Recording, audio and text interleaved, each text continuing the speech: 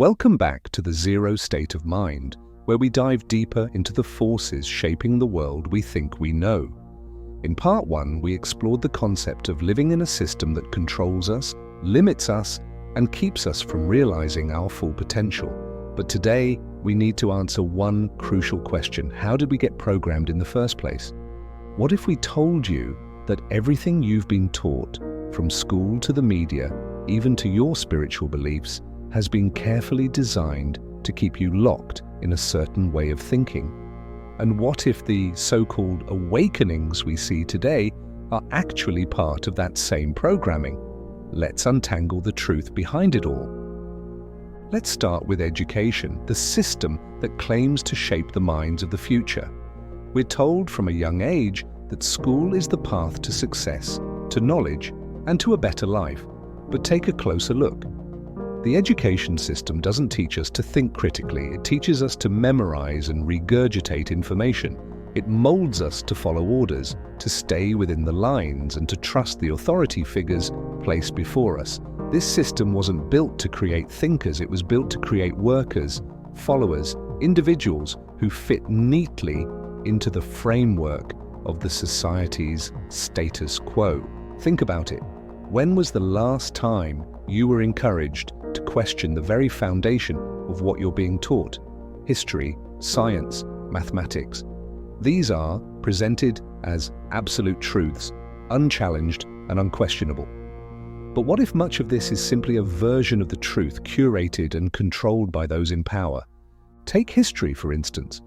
The history we are taught is often one-sided, written by the victors, and focused on events that support the narratives of those in power. The education system serves as an entry point where we begin to internalize certain ideas about the world, ourselves, and our place within it. This is where the programming starts, but education is just the beginning. Next, we have religion. For centuries, religion has been one of the most powerful tools for shaping the beliefs of entire populations.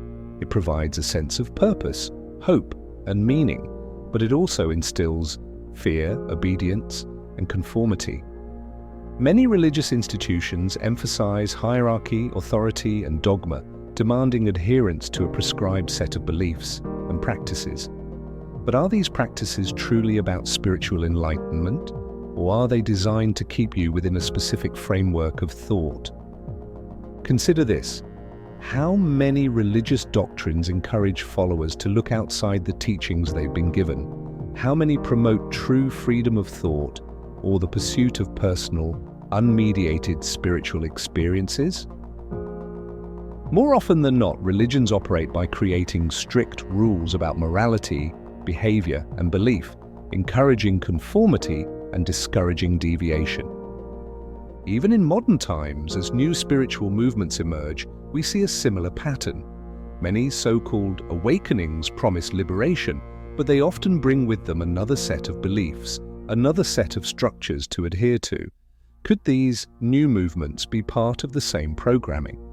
Spirituality, when distorted, can easily become another tool for manipulation.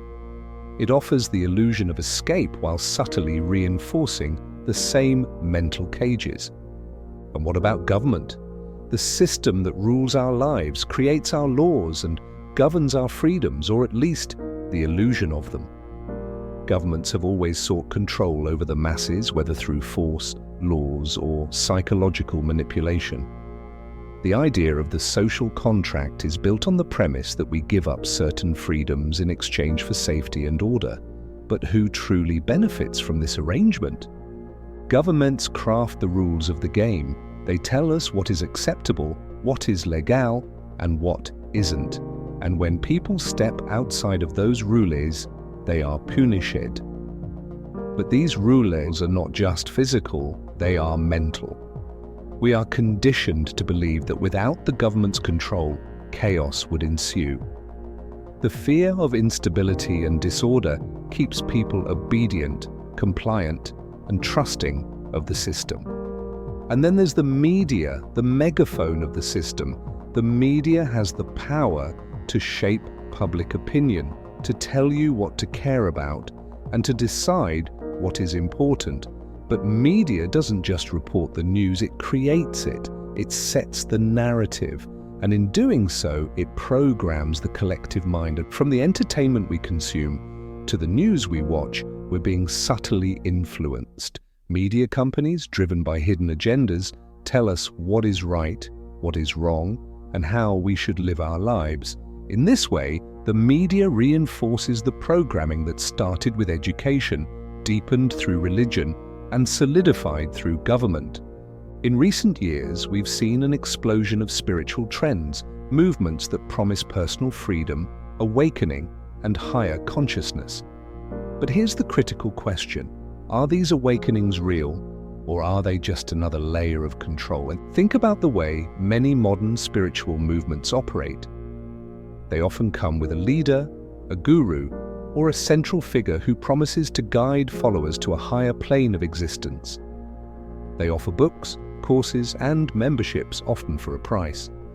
And while some of these movements may offer valuable insights, many of them simply create another set of rules, beliefs, and practices to follow. In the end, many of these so-called awakenings aren't about true freedom.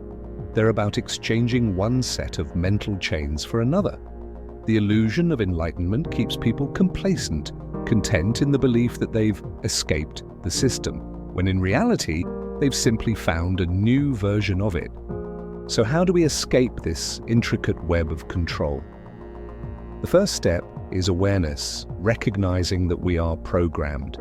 Once you start to see the patterns, the institutions, the messages that have been fed to you from birth, you can begin to break free. This isn't an easy process. It requires questioning the very foundations of your beliefs, your identity, and your worldview. Escaping the program isn't about rejecting society entirely or isolating yourself from the world.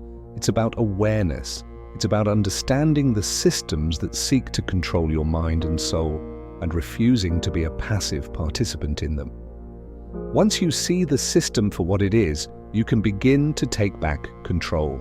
You can reclaim your thoughts, your beliefs, and your spirit.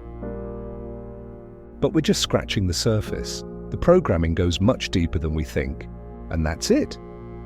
We've only just begun to scratch the surface of the hidden forces shaping our lives. Every step we take toward uncovering the truth reveals another layer, another mystery waiting to be understood.